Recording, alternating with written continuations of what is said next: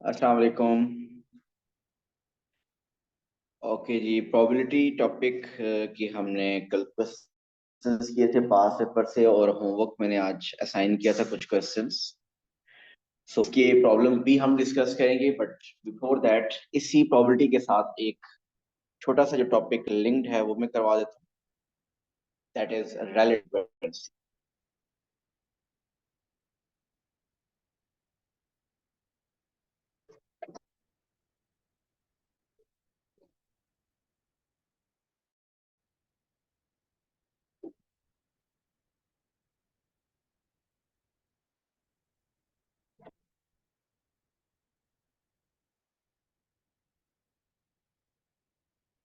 Okay, let's see what is the relative frequency.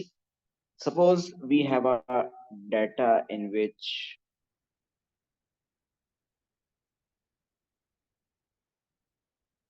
there are some students whose grades are given here and their frequency. So A star students, A, B, C and D. Suppose एक math का test हुआ, उसमें different students की grading की गई, और grading की तो वी गॉट कि there are 4 students whose grade is A star, 9 students are there whose grade is A, 7 students got B, 3 students got C, and 1 student got D grade.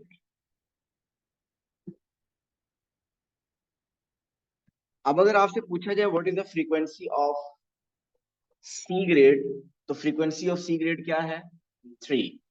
What is the frequency of B grade? वो है 7। लेकिन जब आपसे पूछा जाए relative frequency of B grade, तो इसका मतलब अब आपको बी की फ्रीक्वेंसी बतानी है with respect to the others, with respect to the whole group, with relative to the whole group. Mean relative frequency of B जब आप बताएंगे तो वो 7 होगी। मीन रिलेटिव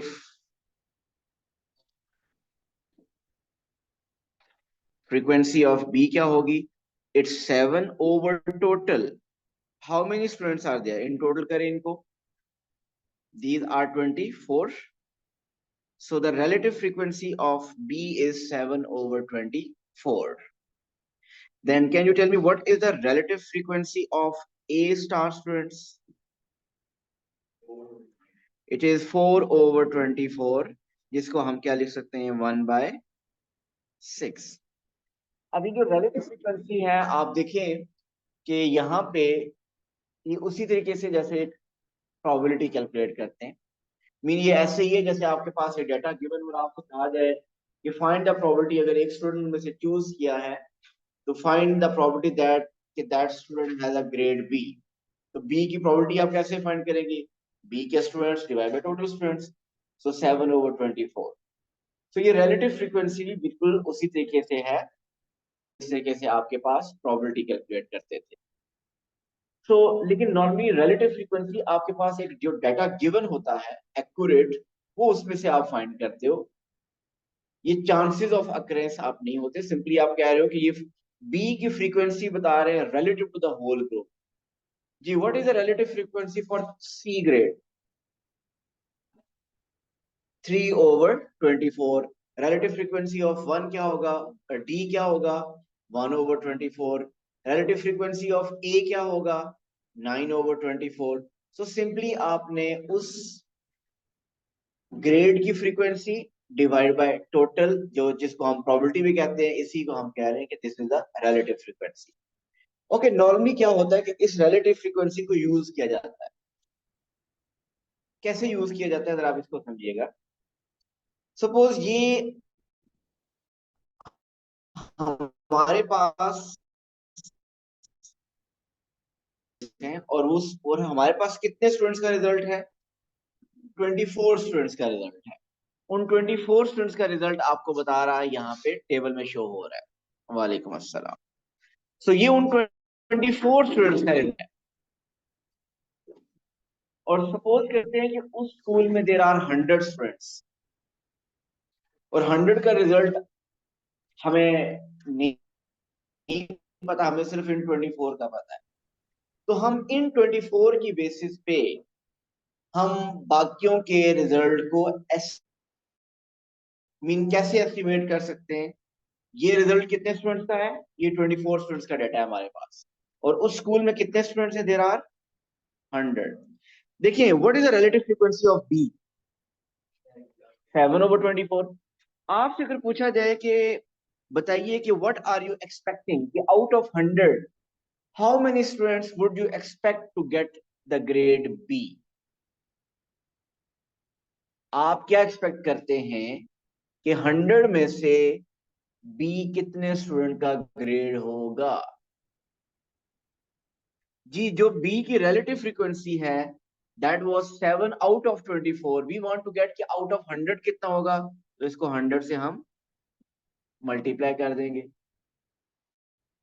तो जब 100 से मल्टीप्लाई कर देंगे, आप बताएं आंसर क्या आ रहा है। एक एस्टिमेटेड एक आंसर नंबर बनेगा 28 या 29 कुछ ऐसा होगा। क्या आ रहा है, 28 पॉइंट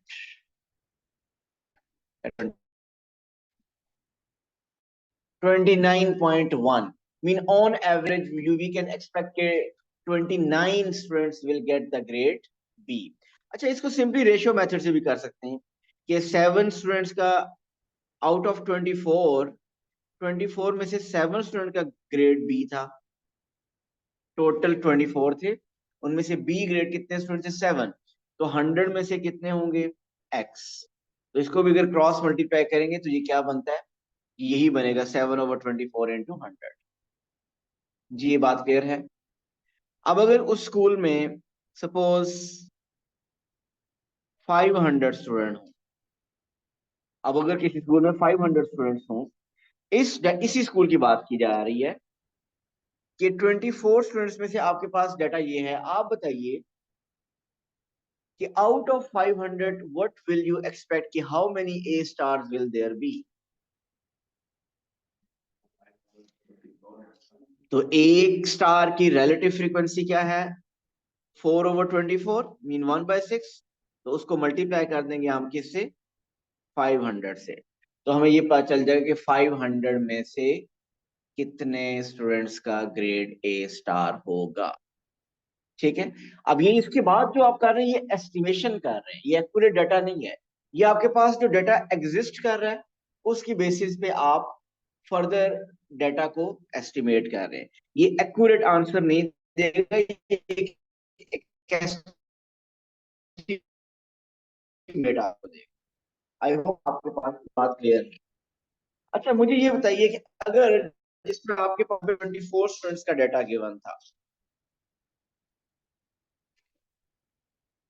एक केस ये केस है कि आपके पास 52 स्टूडेंट्स का डाटा गिवन है और उस स्कूल में टोटल स्टूडेंट्स कितने हैं, वो 100 है।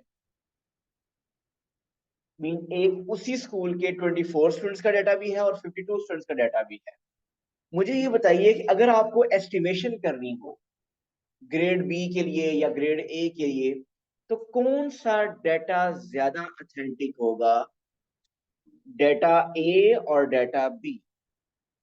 डाटा बी क्यों, क्योंकि आपके पास जो सैंपल अवेलेबल है, इसको कहते हैं डाटा जो अवेलेबल होता है उसको सैंपल कहते हैं।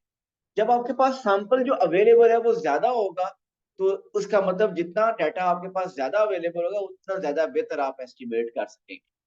ये बात सेंस बना रही है ना।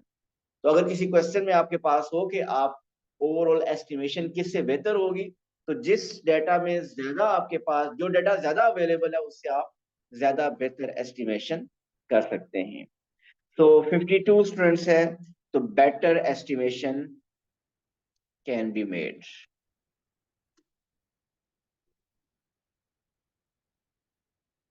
because it has bigger data size। Mean जो डाटा का साइज है, नंबर ऑफ डाटा है, वो जब आपके पास ज्यादा होता है तो आप उससे उससे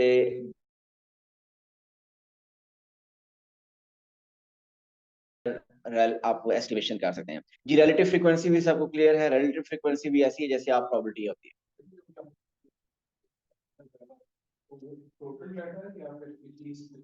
नो नो, जो डेटा गिवन है, जो अवेलेबल है, मतलब आपके स्कूल में 100 स्टूडेंट, आपको 100 का रिजल्ट ना पता हो, आपको सिर्फ 24 का रिजल्ट पता हो, एक केस ही है।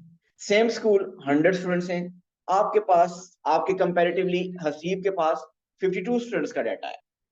तो मैंने अगर 100 की एस्टिमेशन करनी है कि 100 में से बी ग्रेड कितने लोग लेंगे, क्या एक्सपेक्टेड है, तो मैं आपके डाटा के मुकाबले में हसीब के डाटा को प्रायोरिटी दूंगा, क्योंकि हसीब के पास जो डाटा है वो ज्यादा है, वो ज्यादा बेहतर एस्टिमेशन हमें मिलेगी उससे। ये क्लियर है?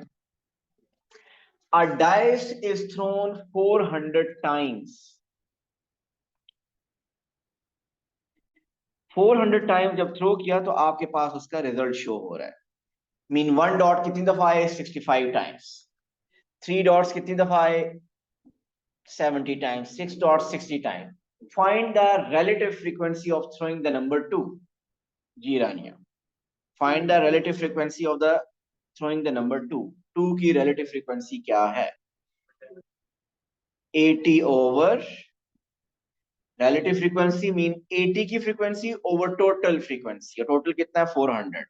सो आप इसको सिंप्लीफाइड फॉर्म में लिखेंगे, इट विल बिकम 1/5।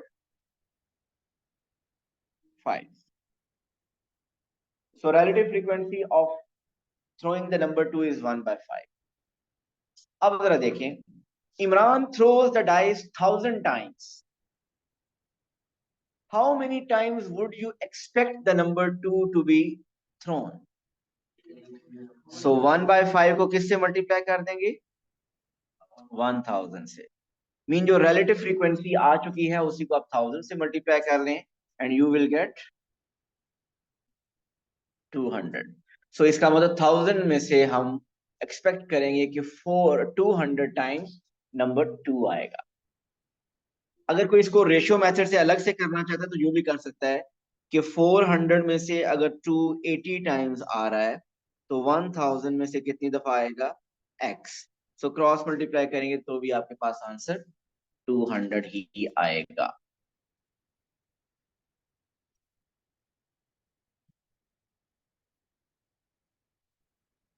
जी इसको देखिए, a five-sided spinner is numbered 1, 2, 3, 4, and 5. Ashraf spun the spinner 200 times. The results are shown in the table. Calculate the relative frequency that the spinner land on 3. G 50 over 200 का मतलब है 1/4। Mariam spins the spinner 20 times. How many times would you expect the spinner to land on 3? 20 times. आप उसने, तो आपका 200 का result क्या है लैंड ऑन 3 का? 1/4। इसको मल्टीप्लाई कर देना है 20 से। So answer is 5।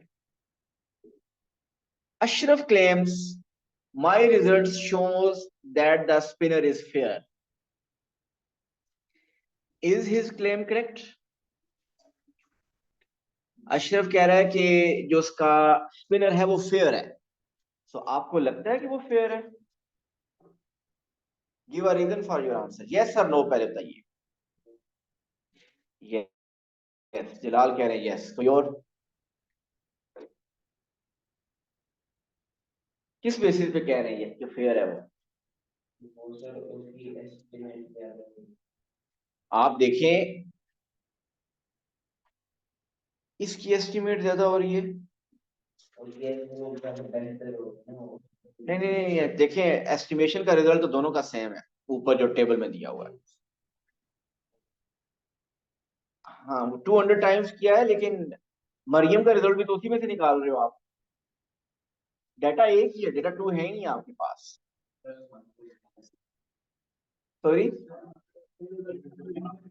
जी, अगर ये फेयर होता, एक केस ले लें, अगर ये फेयर होता सबकी प्रोबेबिलिटी इक्वल होनी थी ना, सबका एक्सपेक्टेशन इक्वल होनी थी। आप मुझे बताइए कि क्या 3 की रिलेटिव फ्रीक्वेंसी फिर 1/4 बननी चाहिए थी?